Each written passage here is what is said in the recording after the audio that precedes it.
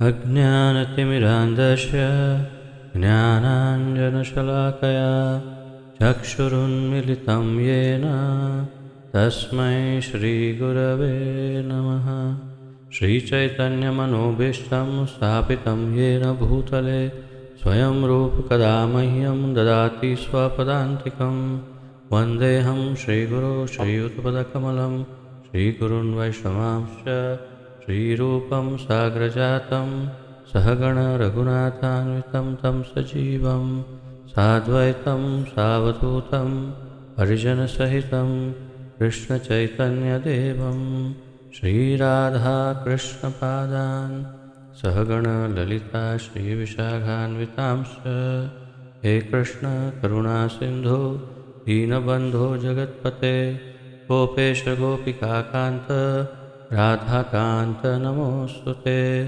तप्तकाञ्चन गौराङ्गी राधे वृन्दावनेश्वरी वृषभानुसुते देवी प्रणमामि हरिप्रिये। वाञ्छाकल्पतरुभ्यश्च कृपासिन्धुभ्य एव च पतितानां पावनेभ्यो वैष्णवेभ्यो नमो नमः। अनन्तकोटिवैष्णववृन्द की जय। नमः ॐ विष्णुपादाय कृष्णप्रेष्ठाय भूतले श्रीमते जयपताका स्वामिन् इति नामिने। नमो आचार्यपादाय निताय कृपाप्रदायने गौरकथाधामदाय नगरग्रामतारिणे। नमः ॐ विष्णुपादाय कृष्णप्रेष्ठाय भूतले श्रीमते भक्तिवेदान्त स्वामिन् इति नामिने। नमस्ते सारस्वते देवे गौरवाणी प्रचारिणे निर्विशेषशून्यवादी पाश्चात्यदेशतारिणे। जय श्री कृष्ण चैतन्य प्रभु नित्यानंद श्री अद्वैत गदाधर श्रीवासादि गौर भक्तवृंद। हरे कृष्ण कृष्ण कृष्ण हरे हरे, हरे राम राम राम हरे हरे। हरे कृष्ण कृष्ण कृष्ण हरे हरे, हरे राम राम राम हरे हरे।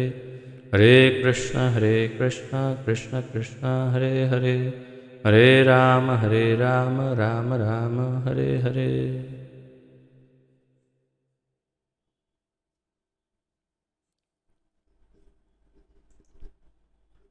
आप सबका बहुत बहुत स्वागत है आज के इस महत्वपूर्ण ज्ञान यज्ञ में, जिसके अंतर्गत हम सम्मिलित रूप से श्रीमद् भगवद गीता यथारूप का अध्ययन कर रहे हैं। इसका आलेखन हमारे इस्कॉन के संस्थापक आचार्य श्री श्रीमद् अभय चरणारविंद भक्तिवेदांत स्वामी श्रील प्रभुपाद जी ने किया है। श्रील प्रभुपाद की जय। तो जैसा कि आप जानते हैं, हम 18वें अध्याय का अध्ययन कर रहे हैं और इस 18वें अध्याय में हम 30वें श्लोक तक पहुँचे हैं।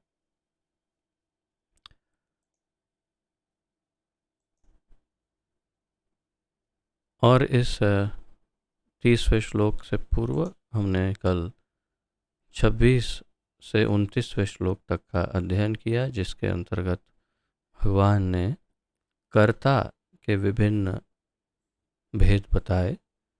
सत्व, रजस और तमस, ये तीनों गुणों के आधार पर कर्ता के भेद बताए। तो आइए इसका एक त्वरित पुनरावर्तन करके फिर आज के 30वें श्लोक से आगे बढ़ते हैं।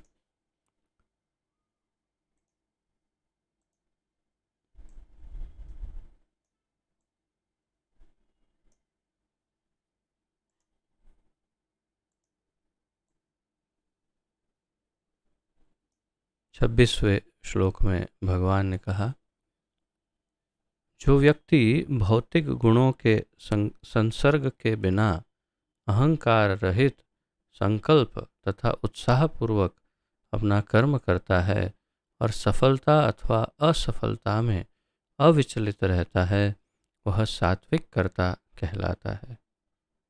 तत्पश्चात 27वें श्लोक में कहा, जो कर्ता कर्म तथा कर्म फल के प्रति आसक्त होकर फलों को का भोग करना चाहता है तथा जो लोभी, सदैव ईर्ष्यालु, अपवित्र और सुख दुख में विचलित होने वाला है, वह राजसी कहलाता है। तथा 28वें श्लोक में कहा, जो कर्ता सदा शास्त्रों के आदेशों के विरुद्ध कार्य करता है, जो भौतिकवादी, हठी, कपटी तथा अन्यों का अपमान करने में पटु है, तथा जो आलसी, सदैव खिन्न तथा काम करने में दीर्घसूत्री है, वह तमोगुणी कहलाता है। तो इस प्रकार 3 भेद बताए कर्ता के, और फिर 29वें श्लोक में कहा, हे धनंजय, अब मैं प्रकृति के तीनों गुणों के अनुसार तुम्हें विभिन्न प्रकार की बुद्धि तथा धृति के विषय में विस्तार से बताऊंगा, तुम इसे सुनो। तो आज भगवान 30वें श्लोक से 3 प्रकार के भेद बुद्धि में और 3 धृति में बताएंगे। तो बुद्धि तो हम जानते हैं किसे कहते हैं, तो सत्व, रजस और तमस, उसमें बताएंगे। तथा धृति यानी संकल्प या निश्चय, प्रतिज्ञा, वो उसके भी 3 भेद बताएंगे। तो आइए 30वें श्लोक से प्रारंभ करते हैं।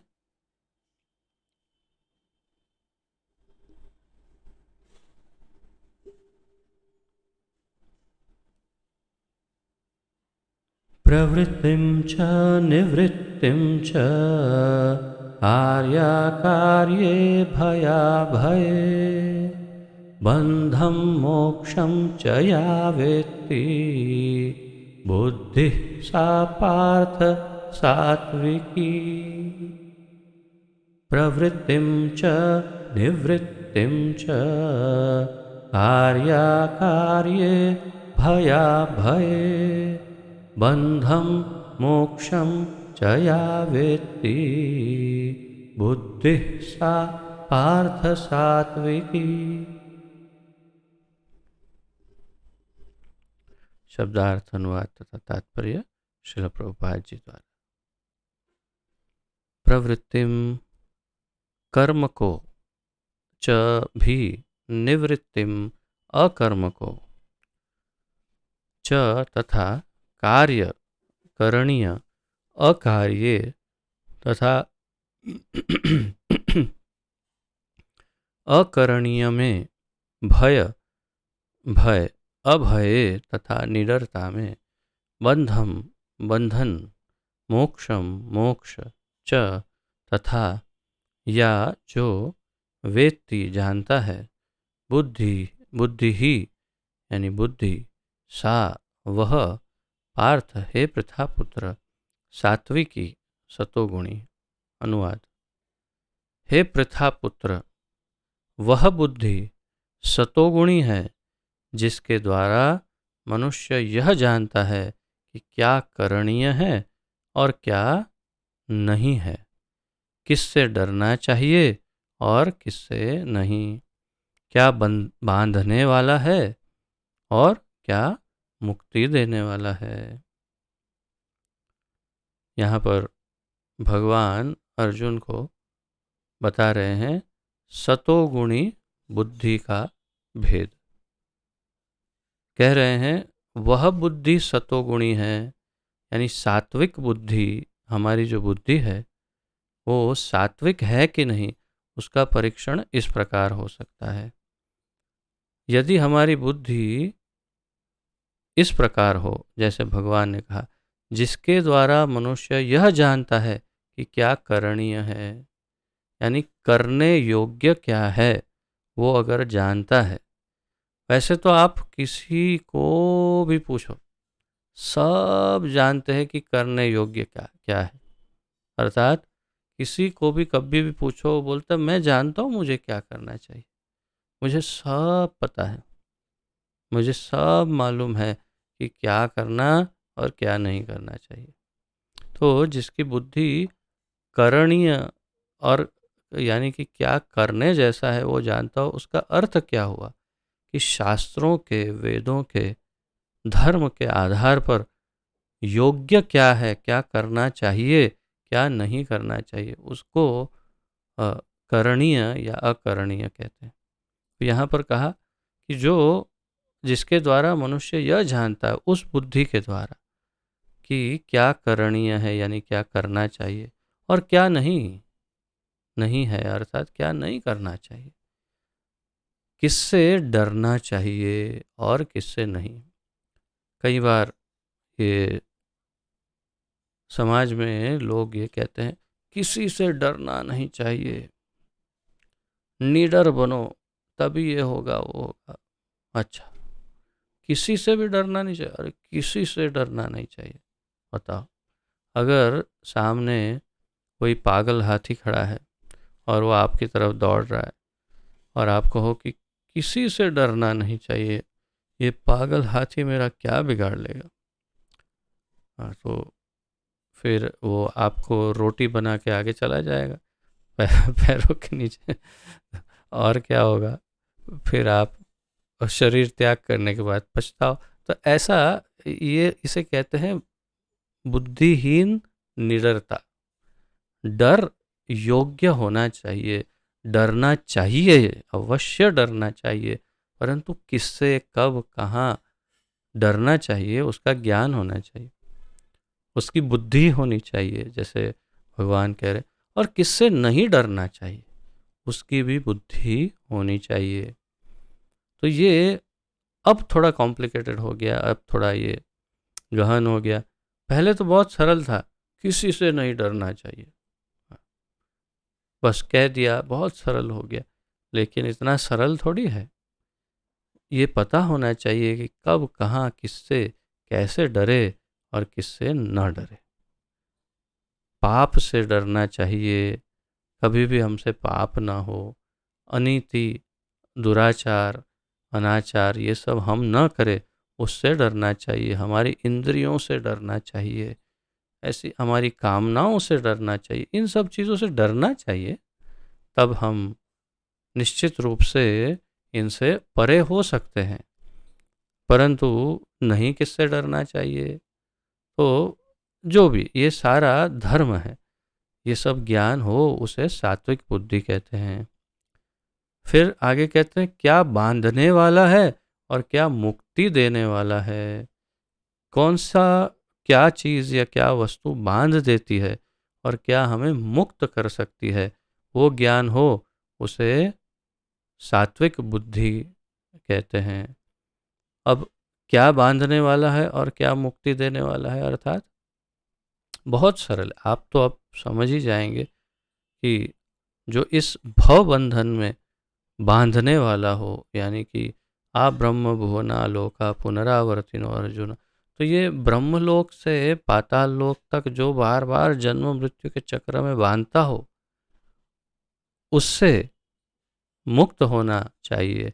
और मुक्ति किससे मिलेगी और बंधन किससे मिलेगा, क्या कर्म करेंगे तो बंधन होगा और क्या कर्म करेंगे तो मुक्ति मिलेगी, ये सब जिसको पता हो, जिस बुद्धि को ये जो ज्ञान हो, उस बुद्धि को सात्विक बुद्धि कहते हैं। तात्पर्य में देखते हैं प्रभुपाद जी क्या प्रकाश डालते हैं। शास्त्रों के निर्देश अनुसार कर्म करने को या उन कर्मों को करना जिन्हें किया जाना चाहिए प्रवृत्ति कहते हैं। प्रवृत्तिम च निवृत्तिम च, भगवान ने कहा। तो प्रवृत्ति और निवृत्ति, यानी अगर हम सामान्य भाषा में देखें तो प्रवृत्ति का अर्थ है कुछ भी कार्य, कुछ भी काम। निवृत्ति मतलब रिटायरमेंट, बैठ गया एक कोने में, कुछ काम नहीं करेगा। तो इतना सरल नहीं है इसका अर्थ। शास्त्र के आधार पर देखें तो प्रवृत्तिम का अर्थ है जो करना चाहिए, और निवृत्तिम का अर्थ है जो नहीं करना चाहिए। तो शास्त्रों के निर्देश अनुसार कर्म करने या उन कर्मों को करना जिन्हें किया जाना चाहिए प्रवृत्ति कहते हैं। करने योग्य काम, कार्य को या जो भी प्रक्रिया है जो करने जैसी है उसे प्रवृत्ति कहते हैं। जिन कार्यों का इस तरह निर्देश नहीं होता वे नहीं किए जाने चाहिए। तो जो नहीं करना चाहिए, जिसका शास्त्रों में निर्देशन नहीं है, उसे अकरणीय या निवृत्तिम कहते हैं, यानी कि उसे नहीं करना चाहिए। जो व्यक्ति शास्त्रों के निर्देशों को नहीं जानता वह कर्मों तथा उनकी प्रतिक्रिया से बंध जाता है। जो व्यक्ति शास्त्रों के निर्देशों को नहीं जानता, जिसे ज्ञान, ये इतना सरल है, मैं आपको उसका सबसे सरलतम उदाहरण देता हूँ कि जैसे आपके ट्रैफिक रूल, ट्रैफिक में रूल्स है, लाल बत्ती, हरी बत्ती, पीली बत्ती, फिर ज़िब्रा क्रॉसिंग, ठीक है, और बहुत सारी चीज़ें, जो हाईवे है उसमें लेन 1, लेन 2, लेन 3, या डिवाइडर, ये यू टर्न, ये सारे एकदम सामान्य नियम है सब।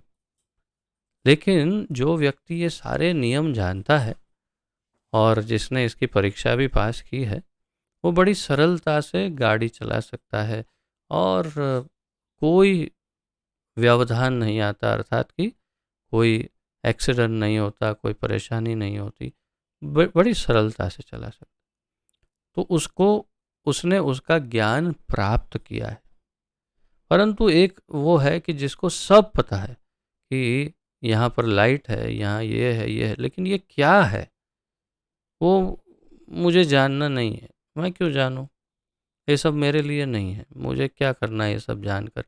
है सरकार ने कुछ बनाया है, लाल पीली लाइट, ये वो सरकार जाने अपना काम, मुझे क्या। मैं तो विपक्षी पार्टी का हूँ, मुझे क्या करना है ये सब। तो वो सोचता है ऐसा है तो क्या होगा।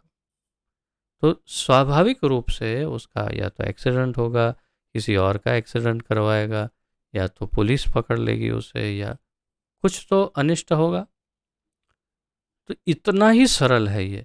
शास्त्रों में, हमारी भगवत गीता में, भागवत में, वेदों में जो भी निर्देशन दिए हैं, तो उसके अनुसार जो उसे जानता है, तो यहाँ पर प्रभुपाद जी कह रहे, जो व्यक्ति शास्त्रों के निर्देशों को नहीं जानता वह कर्मों तथा उनकी प्रतिक्रिया से बन जाता है। जो इस ट्रैफिक लाइट, ट्रैफिक सिग्नल के, ट्रैफिक रोड के सब नियमों को नहीं जानता, वो कहीं ना कहीं फंस जाता है। वैसे ही अगर शास्त्र के नियमों को नहीं जानते तो हम कहीं ना कहीं फंस जाते हैं, अर्थात दुखी हो जाते हैं। अब आप देखिए, अब आपके जीवन में कितना दुख है वो देखिए, और इससे पूर्व कृष्ण भावनामृत में जुड़ने से पूर्व आपके जीवन में कितने दुख थे, उसके विषय में विचार कीजिए, मंथन कीजिए, चिंतन कीजिए। आप देख पाएंगे कि बहुत ही बड़ा अंतर है, और जैसे जैसे उन्नति होती है उतना उतना दुख का लेवल कम होता जा रहा है। क्यों? क्योंकि बिल्कुल वही नियम है, ये ट्रैफिक लाइट, ट्रैफिक सिग्नल के, ट्रैफिक रोड के सब नियम है कि ये करना है, ये नहीं करना है। वो हम जानते जा रहे हैं और उसके अनुसार जीवन जीते जा रहे हैं, और इसीलिए हम तकलीफ़ों और दुखों से बचते जा रहे हैं। और अगर जानने के बाद भी नहीं इसे पालन करते, तब तो फिर कुछ नहीं हो सकता, फिर तो दुख निश्चित आएगा। परंतु यदि जान गए और उसका पालन करने लगे तो बचेंगे, एक्सीडेंट से बचेंगे। और यही हम भक्तों के साथ हो रहा है कि हम सब दूसरों की तुलना में काफ़ी ज़्यादा शांत, सुखी और आनंदित हैं। तो यही बात प्रभुपाद जी यहाँ बता रहे हैं, और फिर कहते हैं जो बुद्धि अच्छे बुरे का भेद बताती है वही सात्विक है। तो जो अच्छा और बुरा उसका भेद कर सकती है, प्रवृत्ति क्या है, निवृत्ति क्या है, उसका भेद कर सकती है, उसे सात्विक बुद्धि कहते हैं। तो सात्विक बुद्धि समझाने के बाद अब 31वें श्लोक में राजसिक या राजसी बुद्धि के विषय में भगवान बता रहे हैं।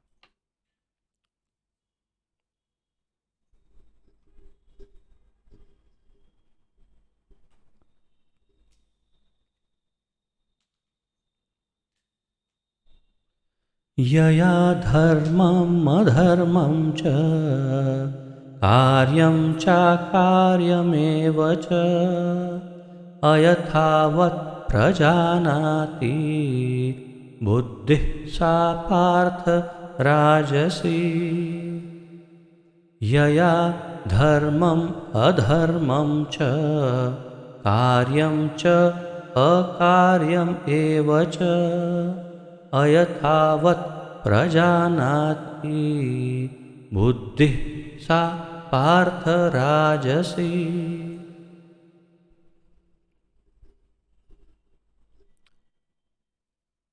शब्दार्थ।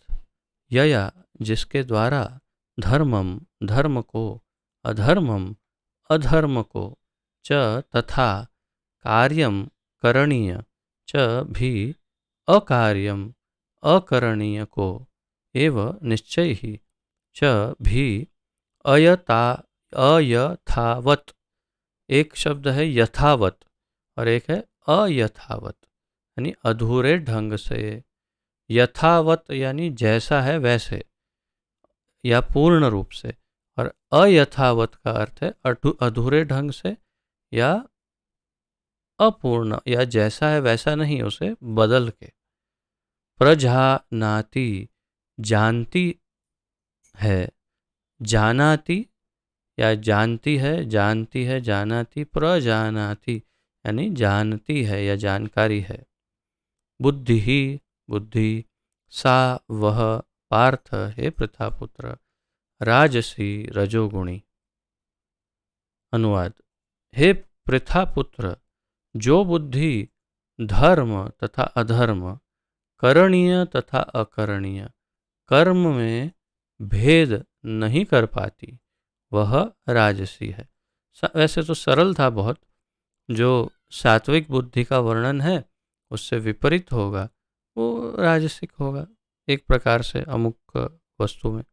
तो यहाँ पर भगवान बता रहे हैं कि जो बुद्धि धर्म और अधर्म में भेद नहीं कर सकती कि ये धर्म है ये अधर्म है।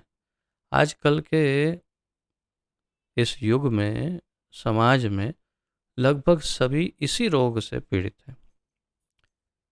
उनको यदि धर्म के विषय में कहा जाए तो वे निश्चित नहीं कर पाते कि यही धर्म है या ये अधर्म है। जैसे मैं कल या परसों शायद कल वो डॉक्टर का उदाहरण दे रहा था कि वो डॉक्टर ने अपना धर्म स्वयं बनाया है। स्वधर्म, मनोधर्म अपने मन से उत्पन्न किया और उसे ही वो धर्म मान रहा है कि हाँ ये रूल है और मुझे उस रूल का पालन करना है चुस्त एकदम, मैं कुछ अनैतिक नहीं करूँगा। लेकिन रूल कहाँ से आए? स्वयं बनाए हुए। तो इसे कहते हैं अधर्म, परंतु उसको लगता है ये धर्म है। ऐसे ये गुण तो तमोगुण का है, जो आगे अगले श्लोक में बताएंगे भगवान, कि जो धर्म को अधर्म और अधर्म को धर्म मानता है। परंतु यहाँ पर केवल भेद की बात है कि जो धर्म में और अधर्म में भेद नहीं कर पाता, यानी उसे समझ नहीं आता कि नहीं नहीं ये धर्म है कि ये धर्म है, उसे वो बुद्धि राजसिक है। करणीय तथा अकरणीय कर्म में भेद नहीं कर पाता, ये करूं तो ये ठीक है या ये करना चाहिए, नहीं ये नहीं ये करता हूँ, ये तो ये राजसिक बुद्धि है। यानी वो असमंजस में है, कन्फ्यूजन में है हमेशा, ये ठीक है कि ये ठीक है, ये नहीं है ये नहीं है। उसे राजसिक बुद्धि या राजसी बुद्धि कहते हैं। अब 32वें श्लोक में भगवान तामसिक बुद्धि का वर्णन करते हैं।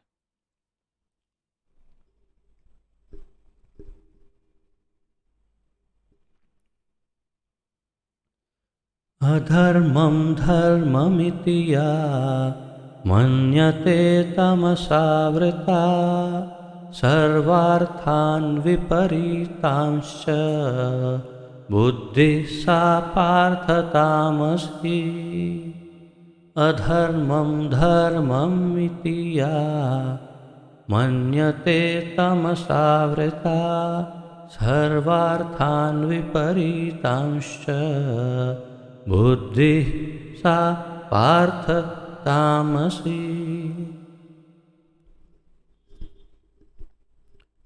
शब्दार्थ: अधर्मम अधर्म को, धर्मम धर्म, इति इस प्रकार, या जो, मन्यते सोचती है, तामसा भ्रम से, आवृता आच्छादित या ग्रस्त, सर्व अर्थान सारी वस्तुओं को, विपरीतान उल्टी दिशा में, च भी बुद्धि सा वह, पार्थ है पृथापुत्र, तामसी तमोगुण से युक्त।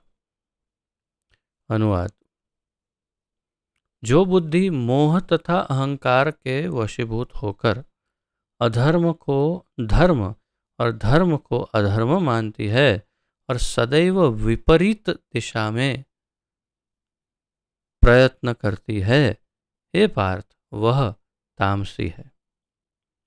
तो जो बुद्धि मोह तथा अहंकार के वशीभूत होकर, मुख्य कारण क्या है विपरीत बुद्धि का, तामसी बुद्धि का? मोह यानी भ्रम और अंधकार यानी अज्ञान के कारण अंधकार, कोई न शास्त्रों का ज्ञान न आध्यात्मिक कोई ज्ञान नहीं, तो अंधकार और मोह भ्रम के कारण अधर्म को धर्म और धर्म को अधर्म मानती है।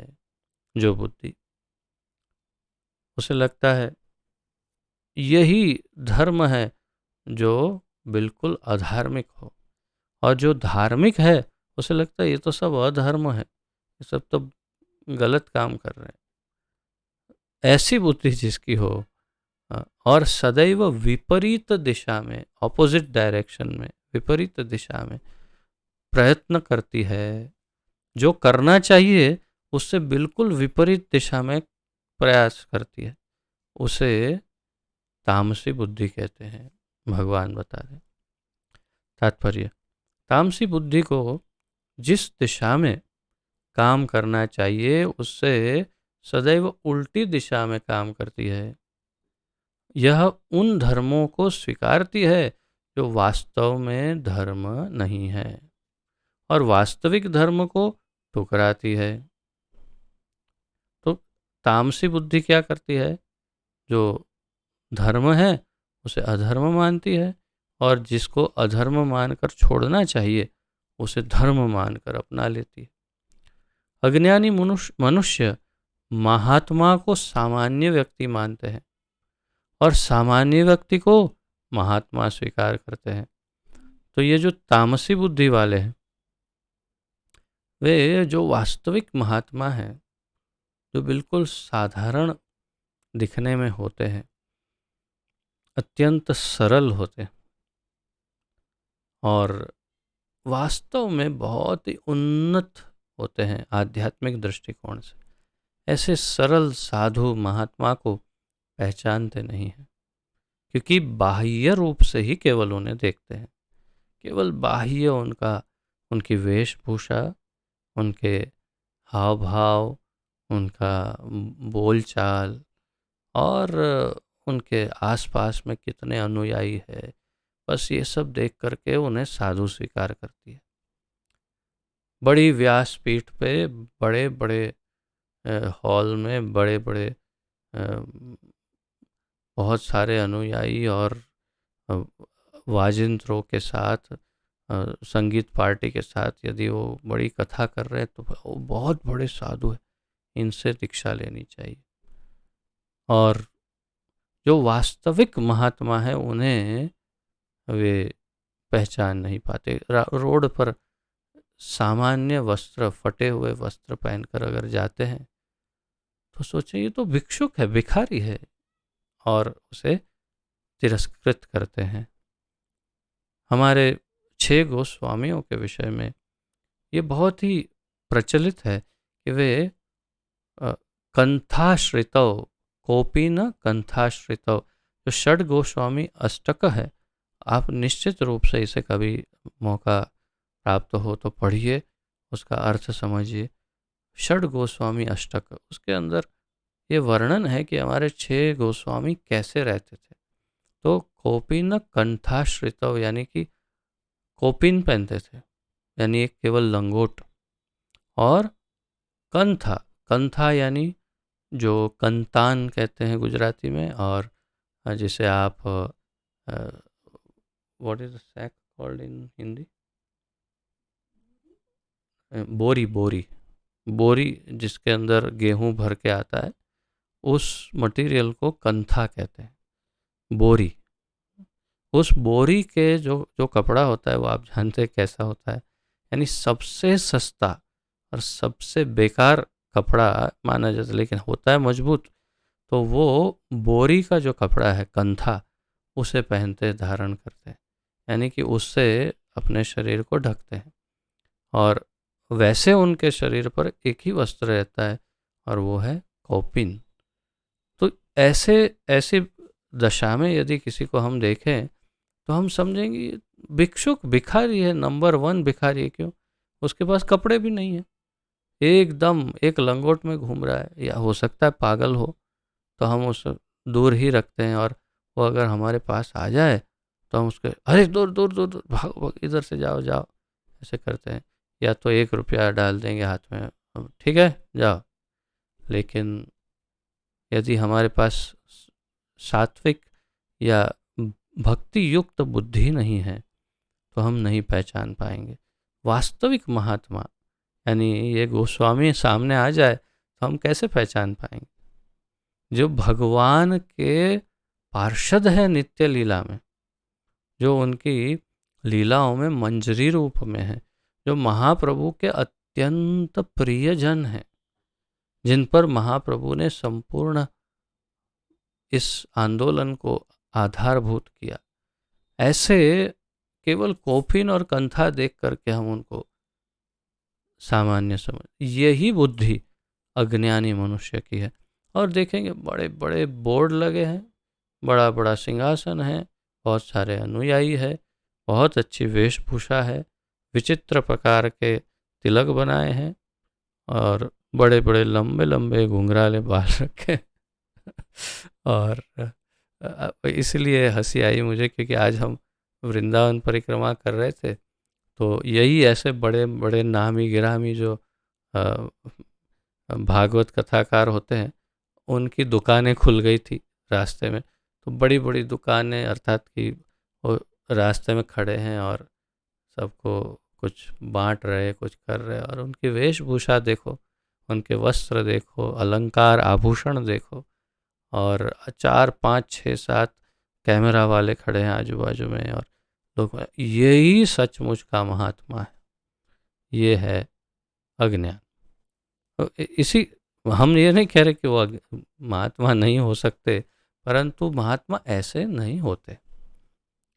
तो अज्ञानी मनुष्य महात्मा को सामान्य व्यक्ति मानते हैं और सामान्य व्यक्ति को महात्मा स्वीकार करते हैं। देखिए अज्ञान की कोई सीमा है, कैसे हजारों लोग इनको फॉलो करते हैं।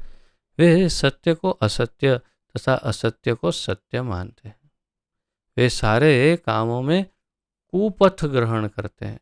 तो ये जो दुर्बुद्धि से युक्त, तामसिक बुद्धि से युक्त लोग हैं, वो सत्य को असत्य मानते हैं और असत्य को सत्य मानने लगते हैं। वे सारे कामों में कुपथ, कुपथ यानी गलत रास्ता अपनाते हैं, जो भी कार्य करते हैं गलत रास्ता अपनाते हैं। अतएव उनकी बुद्धि तामसी होती है, तो इसलिए उनकी बुद्धि जो है वो तामसिक बुद्धि कही जाती है। तो इस प्रकार तीनों प्रकार की बुद्धि समझाने के पश्चात अब धृति, 3 प्रकार की धृति भगवान समझाएंगे।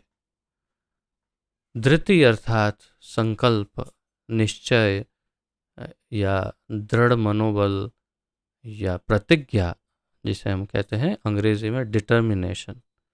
तो आइए 33वें श्लोक में पढ़ते हैं सात्विक धृति का वर्णन।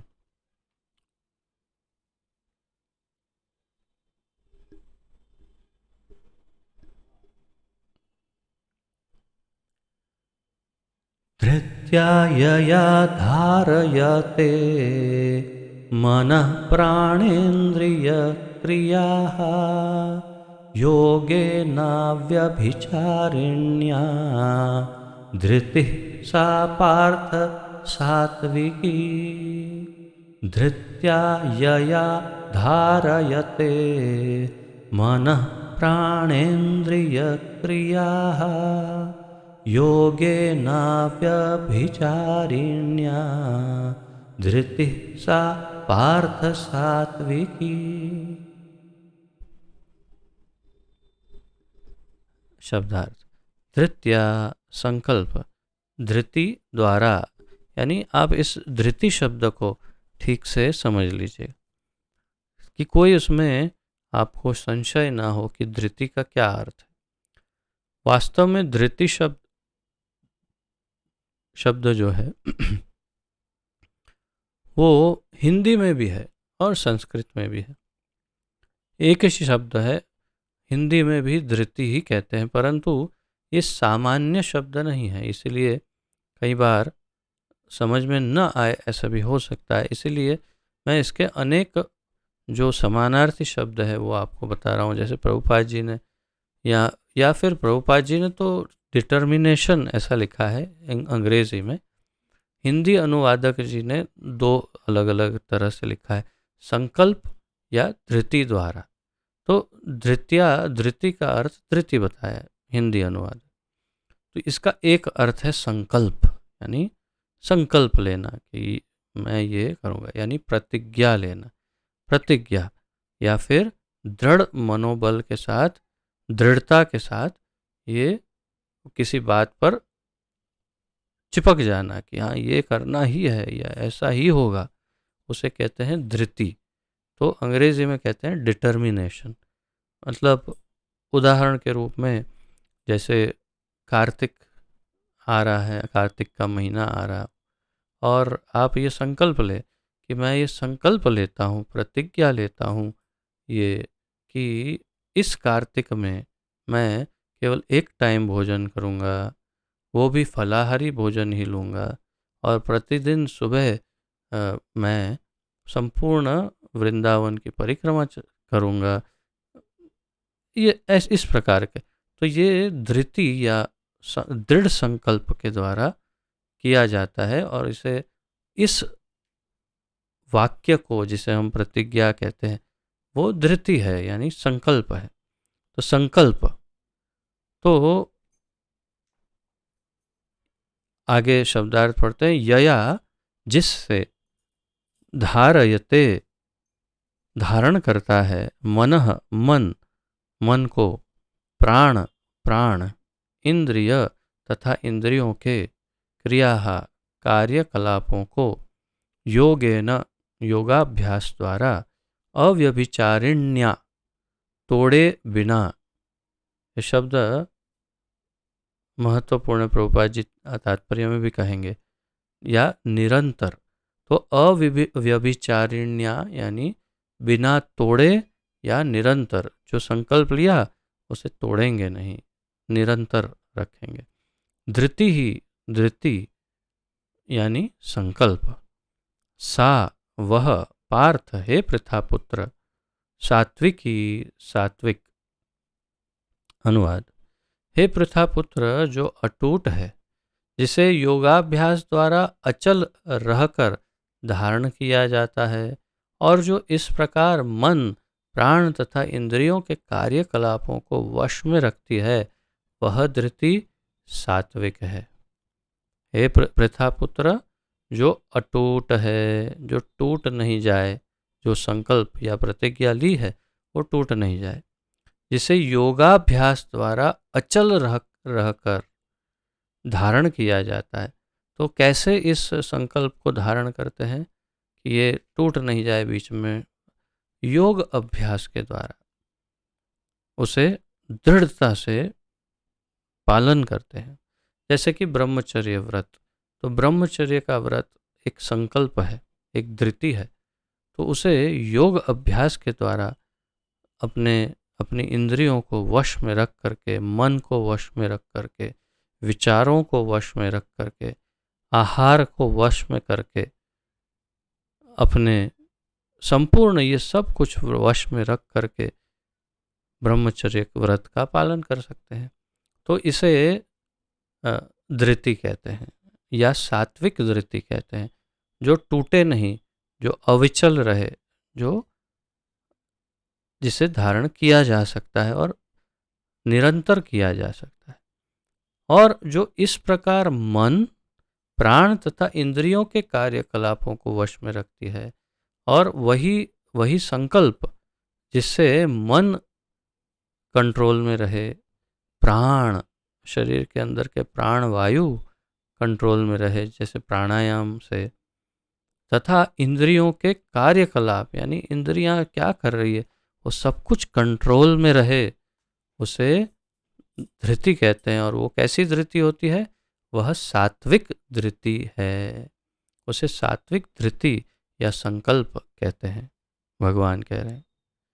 तात्पर्य में देखते हैं, योग परमात्मा को जानने का साधन है। अनेकों बार इसकी चर्चा हमने की है। योग शब्द युज धातु से उत्पन्न होता है। युज का अर्थ है जुड़ना, तो योग का वास्तविक अर्थ है आत्मा का परमात्मा से मिलन, उसे योग कहते हैं। तो योग परमात्मा को जानने का साधन है। जो व्यक्ति मन, प्राण तथा इंद्रियों को परमात्मा में एकाग्र करके दृढ़ता पूर्वक उनमें स्थित रहता है, वही कृष्ण भावना में तत्पर होता है। तो जो अपने मन को वश में रख सकता है, कहाँ भटक रहा है भाई, किधर जा रहा है, रुक रुक, कहाँ जा रहा है, कहाँ जा रहा है, तुझे जाना कहाँ है, और अभी कहाँ उड़ रहा है? अभी यहाँ क्लास चल रहा है ना, क्लास के समय तुझे क्या याद आ रहा है? अरे इधर आ, इधर आ, इधर आ, वापस आ जा, देख भगवत गीता में ध्यान दे, भगवत गीता पढ़, उसके अंदर ध्यान दे, और यहाँ पर क्या बोला जा रहा है उसको सुनने का प्रयास कर।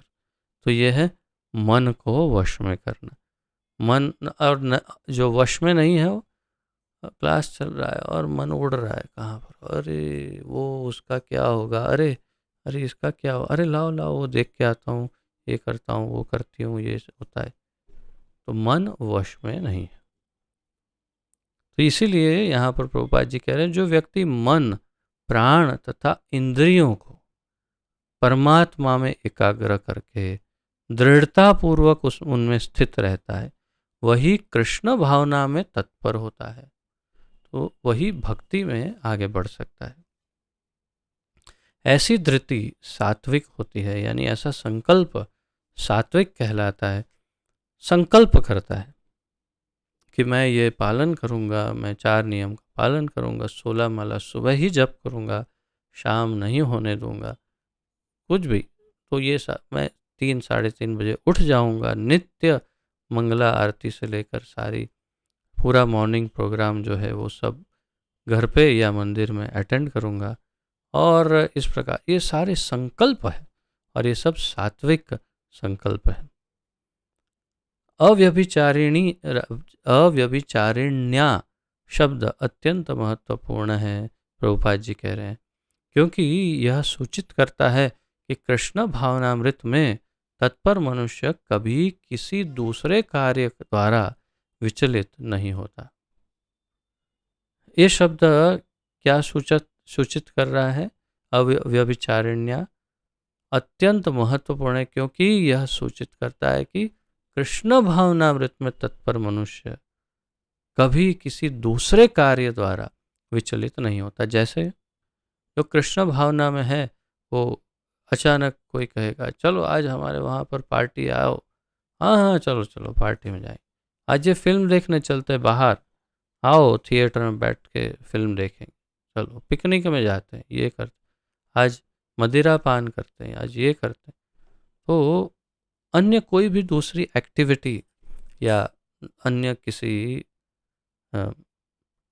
किसी भी वस्तु में रस नहीं लेता, वो इंटरेस्ट नहीं लेता, उसको केवल एक ही चीज़ आकर्षित करती है, भगवान की सेवा, भगवान की कथा, भक्तों का संग इत्यादि।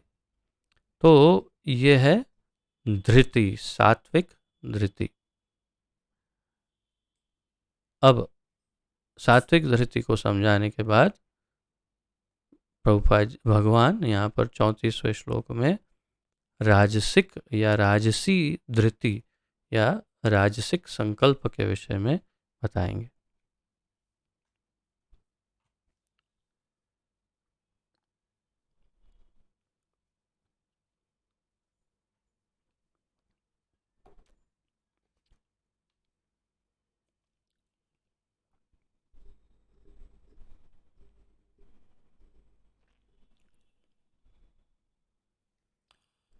यया तु धर्मकामार्थान् धृत्या धारयतेऽर्जुन प्रसंगेन फलाकांक्षी धृतिः सा पार्थ राजसी। यया तु धर्मकामार्थान् धृत्या धारयतेऽर्जुन प्रसंगेन फलाकांक्षी धृतिः सा पार्थ राजसी।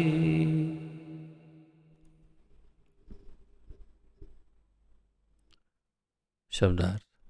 यया जिससे, तू लेकिन, धर्म धार्मिकता, काम इंद्रिय तृप्ति, अर्थान तथा आर्थिक विकास को धृत्या संकल्प या धृति से, धारयते धारण करता है। अर्जुन हे अर्जुन, प्रसंगेन आसक्ति के कारण, फल आकांक्षी कर्म फल की इच्छा करने वाला, धृति ही संकल्प या धृति, सा वह, पार्थ हे पृथापुत्र, राजसी रजोगुणी। अनुवाद। लेकिन हे अर्जुन, जिस धृति से मनुष्य धर्म अर्थ तथा काम के फलों में लिप्त बना रहता है वह राजसी है। बड़ा सरल। जिस धृति से, जिस संकल्प से मनुष्य धर्म में, अर्थ में तथा काम के फलों में लिप्त बना रहता है उसे राजसी कहते हैं। अब कैसे समझे? धृति यानी संकल्प। उसने प्रतिज्ञा ली या संकल्प लिया, क्या मैं धर्म का पालन करूंगा। वो धर्म कृष्ण भावना भावित ना हो, भक्ति ना हो, भगवान के साथ उसका कुछ संबंध ना हो, तो वो सामान्य धर्म है। सामान्य धर्म कुछ भी हो सकता है, जैसे अपना कर्तव्य या जो अपना रोल है इस संसार में, इस परिवार में, या जहाँ वो उसे भी धर्म कहा जाता है, ड्यूटी। तो या फिर धार्मिक कार्य उसे भी धर्म कहते हैं। तो जो सामान्य धर्म क्रिया में जिसका संकल्प है कि हाँ मैं ये करूँगा, अर्थ यानी अर्थ उपार्जन, कि मैं ये बिजनेस करूँगा, मैं इतने पैसे कमाऊँगा, अपना घर पालन करूँगा, सब अच्छे से करूँगा, कोई गलत कार्य नहीं करूँगा, बिल्कुल सच्चाई से, सिद्धांत से करूँगा, धार्मिक नियमों का पालन करते हुए करूँगा बिजनेस, लेकिन कर और काम कि मैं मेरी जो इतनी इच्छाएं हैं उसकी पूर्ति करूँगा धर्म के अनुसार, और उसमें जो फल प्राप्त होगा उसे भोगूंगा। तो ये सारी जो बुद्धि दिखाई दे रही है या जो क्रियाएं दिखाई दे रही है, प्रक्रिया, ये सारी प्रक्रियाएं सामान्य मनुष्यों के लिए, अच्छे मनुष्यों के लिए। अब देखिएगा समाज में जितने अच्छे सामान्य मनुष्य हैं, यानी बड़े संत आदि कुछ नहीं है, परंतु बहुत अच्छे लोग हैं, उन सब का यही मनोभाव रहता है और उनके संकल्प भी वैसे ही रहते हैं। संकल्प करते हैं कि मैं ये करूँगा, लेकिन ये सारे संकल्प राजसी है। उनकी वो बुद्धि तथा वो संकल्प दोनों राजसिक है। तात्पर्य, जो व्यक्ति धार्मिक या आर्थिक कार्यों में कर्म फलों का सदैव आकांक्षी होता है, जिसकी एकमात्र इच्छा इंद्रिय तृप्ति होती है तथा जिसका मन, जीवन तथा इंद्रियां इस प्रकार संलग्न रहती हैं, वह रजोगुणी होता है। अर्थात कि उसके संकल्प, उसकी बुद्धि और वो स्वयं कर्ता के रूप में भी रजोगुणी ही है। तो ये सब एक दूसरे के साथ मिला हुआ है। देखिए, कर्ता हो, चाहे उसकी बुद्धि हो या उसकी धृति यानी उसका संकल्प हो, ये सब, या उसके कर्म हो या उसका ज्ञान हो, वो सब राजसिक को एक साथ मिलाएंगे तो एक ही व्यक्ति सामने आएगा। सारा उसी प्रकार सारा सात्विक एक साथ बंडल इकट्ठा करेंगे तो एक ही व्यक्ति सामने आए। तो एक ही व्यक्ति के अलग अलग अलग अलग दृष्टिकोण, पहलू है कि उसका ज्ञान राजसिक, उसकी बुद्धि राजसिक, उसके कर्म राजसिक, उसकी धृति राजसिक। तो वो किस प्रकार पूरा राजसिक व्यक्तित्व बनता है, वो यहाँ वर्णन कर रहे हैं भगवान इन सभी श्लोकों में। और विशेष रूप से इस श्लोक में प्रभुपाद जी बता रहे हैं कि जिसको कर्म फल की हमेशा आशा रहती है, जो धार्मिक कार्य करता है, आर्थिक कार्य करता है, यानी कि बिजनेस आदि, और एक मात्र इच्छा इंद्रिय तृप्ति की है, जिसका मन, जीवन तथा इंद्रिया इस प्रकार लगे रहते हैं, उसे रजोगुणी कहते हैं। अब तामसिक या तामसी धृति यानी कि संकल्प का वर्णन भगवान 35वें श्लोक में कर रहे हैं।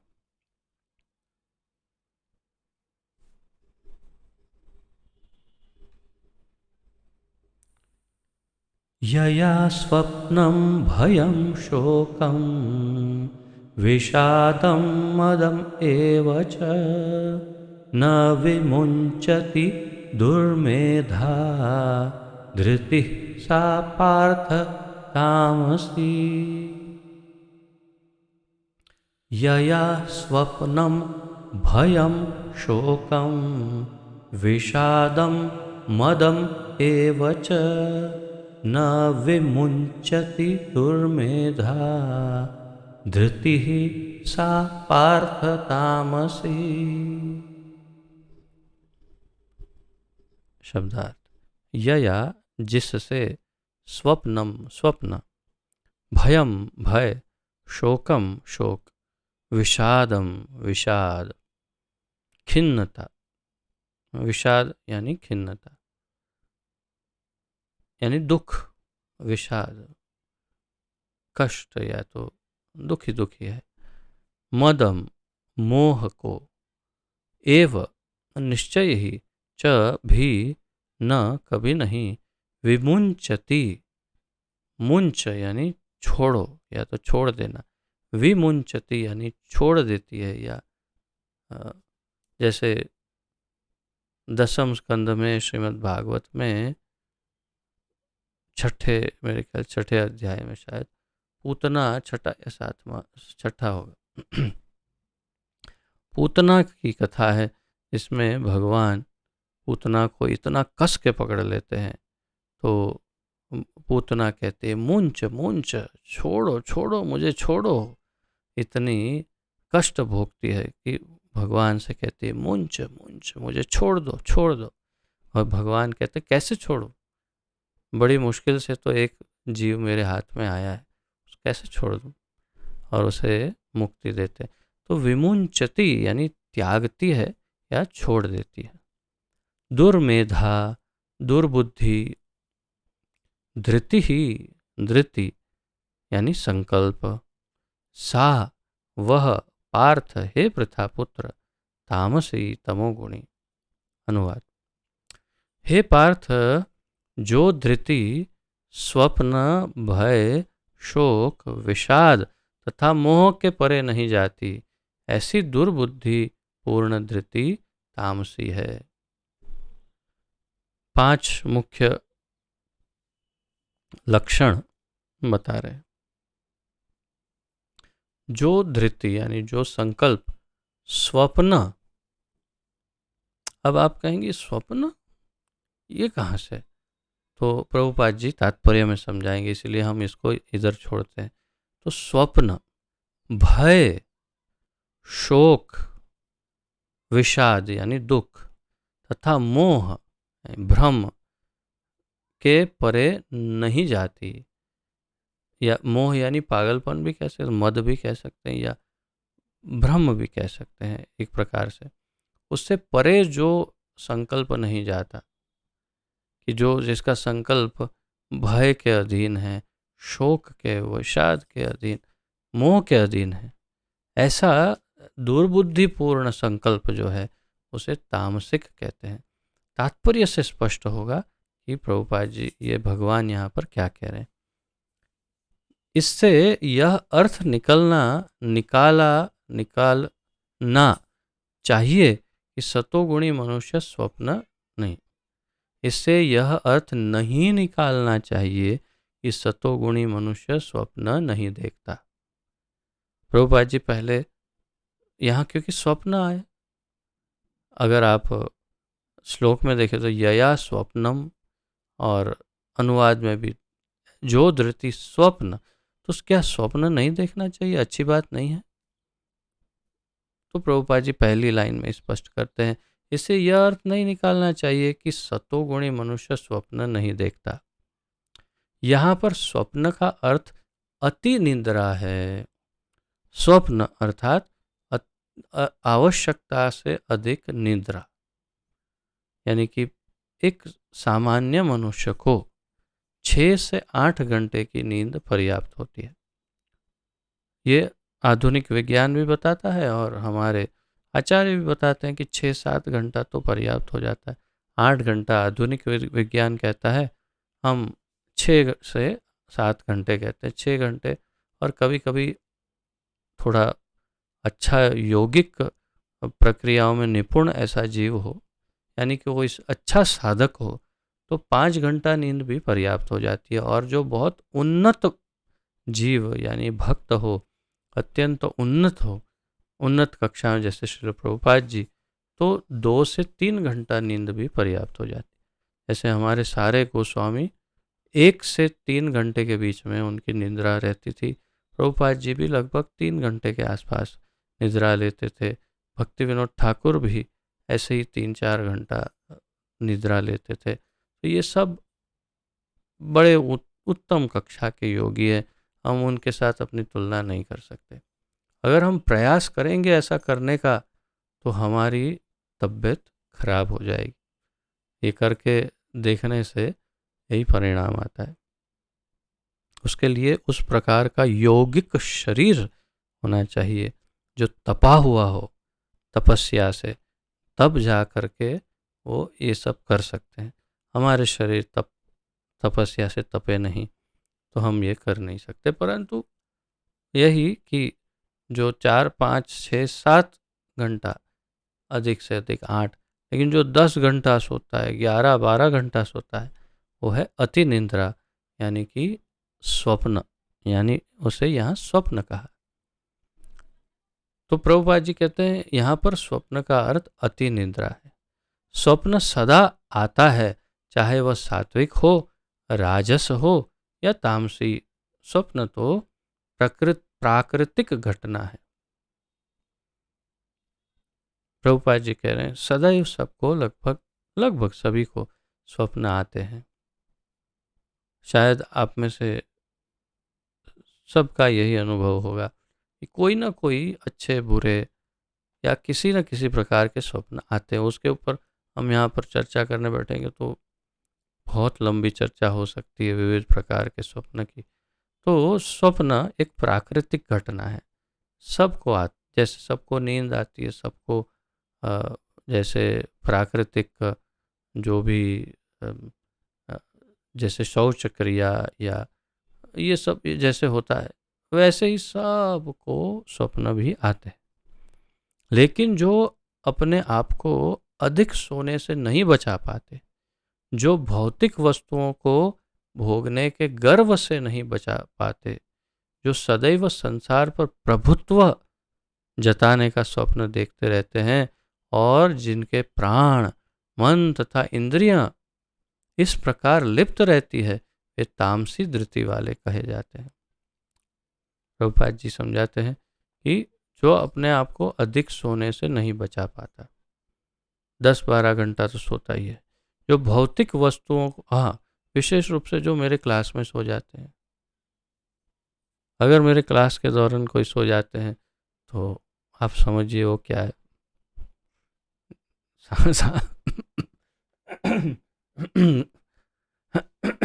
सामान्य बात है। अ, ऐसा तो कैसे हो सकता है, नहीं, लेकिन कभी अगर हो जाता हो तो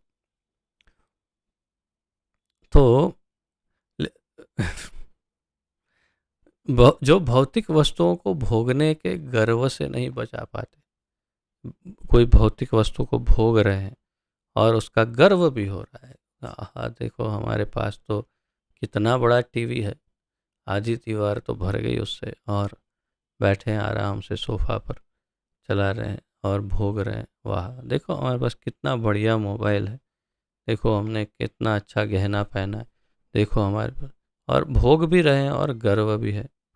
जो सदैव संसार पर प्रभुत्व जताने का स्वप्न देखते रहते हैं और जो जिनके प्राण मन तथा इंद्रियां इस प्रकार लिप्त रहते हैं, वे तामसी संकल्प या धृति वाले कहे जाते हैं। तो अब यहाँ पर भगवान ने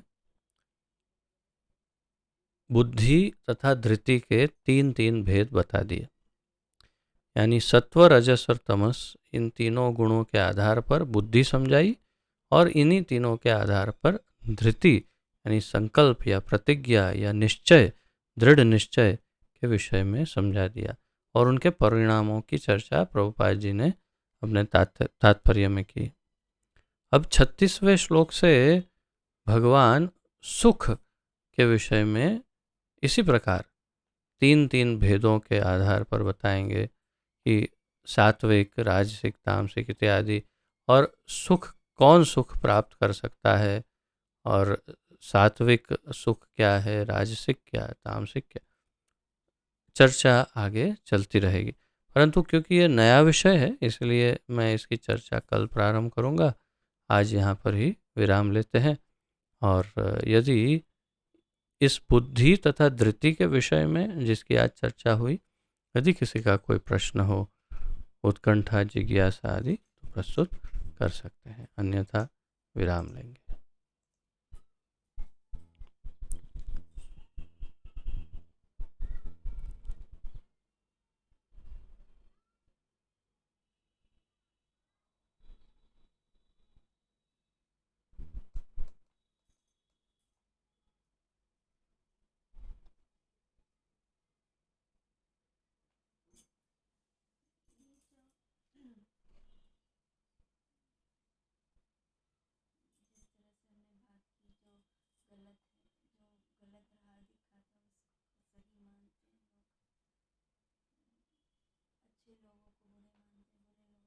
हम्म।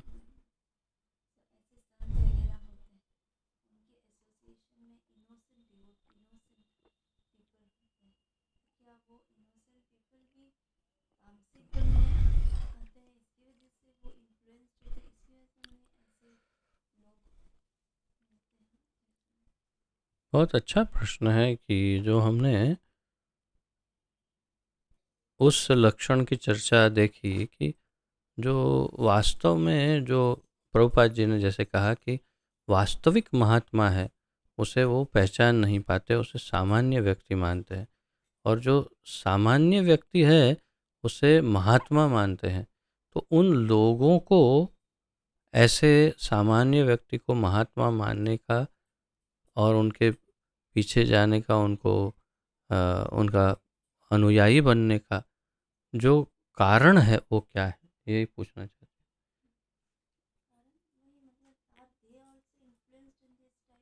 क्या वो भी इसी प्रकार के तामसिक या राजसिक प्रक्रियाओं में उलझे हुए हैं?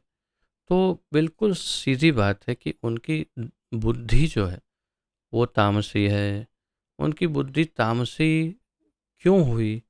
क्योंकि उनका जीवन और आचरण तामसिक है, और वो बिल्कुल पशु की तरह पशुवत जीवन जीते हैं। आहार, निद्रा, भय तथा मैथुन, ये 4 ही वस्तु को पहचानते हैं। वास्तविक धर्म को प्राप्त करने का स्वयं कभी प्रयास नहीं किया, और धर्म को प्राप्त करने का प्रयास करते हैं तो ऐसे लोगों के पास चले जाते हैं, क्योंकि उनके हृदयों में कामना जो है वो धन प्राप्ति की या कुछ और प्राप्ति की होती है, या तो मान सम्मान प्राप्ति या धन प्राप्ति। तो जिसके लिए वो सोचते हैं कि हम ऐसे महात्मा से आशीर्वाद लेंगे तो हमें जो हमारी जो गरीबी है या थोड़ा थोड़ा जो कष्ट है, या तो फिर हमने अभी बिजनेस चालू किया है तो वो एकदम सफल हो जाएगा, ऐसे महात्माओं से आशीर्वाद ले लेते हैं। उनसे या तो कुछ ऐसा मंत्र सीख लेते हैं या कुछ ऐसा टोटका या ऐसा कुछ यंत्र, कुछ ऐसा कुछ प्राप्त करते हैं जिससे हमारा धन बढ़ता रहेगा। तो उनका उद्देश्य ही वास्तव में शुद्ध भक्ति की प्राप्ति नहीं होती। अन्यथा उनके हृदय में यदि शुद्ध भक्ति हो या शुद्ध भक्ति के प्रति आकर्षण हो तो भगवान स्वयं ही हृदय से उसे निर्देशन देंगे कि नहीं नहीं, यहाँ नहीं, वहाँ जाओ, यहाँ पर नहीं जाने जैसा है, और उसे दिखा देंगे किसी तरह कि यहाँ पर ऐसा ऐसा हो रहा है। परंतु क्योंकि उसका अंतःकरण ही शुद्ध नहीं, इसलिए उसे ऐसा मार्गदर्शन मिलता है कि जिससे वो ऐसे ही लोगों के पीछे पीछे जाता है। ये सब प्रभुपाद जी ने समझाया। प्रभुपाद जी को ऐसे ही प्रश्न पूछे थे, प्रभुपाद जी ने इसी प्रकार उत्तर दिया कि क्योंकि उनकी अपनी चेतना मलिन है, इसलिए वे मलिन लोगों के पीछे ही जाते हैं। और जब उनकी चेतना अगर शुद्ध हो तो वे अपने आप ही शुद्ध लोगों के पीछे चले जाएंगे। तो ये उनकी अंदर की भावना के अनुसार उन्हें प्राप्त होता है। ऐसा नहीं कि ये उनके साथ दुर्घटना हो गई है, ऐसा नहीं है। उनके अंदर की मूल भावना के अनुसार उन्हें ऐसे गुरु मिले।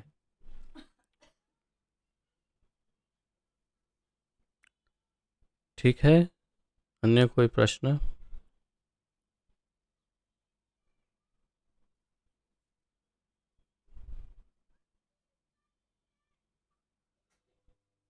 ठीक है, फिर आज यहीं पर विराम लेते हैं। पतित पावन जगत गुरु श्रील प्रभुपाद की जय। पतित पावन गुरुदेव की जय। निताय गौर प्रेमानंदे। हरि हरि बोल। हरे कृष्ण। आप सबको दंडवत प्रणाम तथा आप सबका बहुत बहुत धन्यवाद।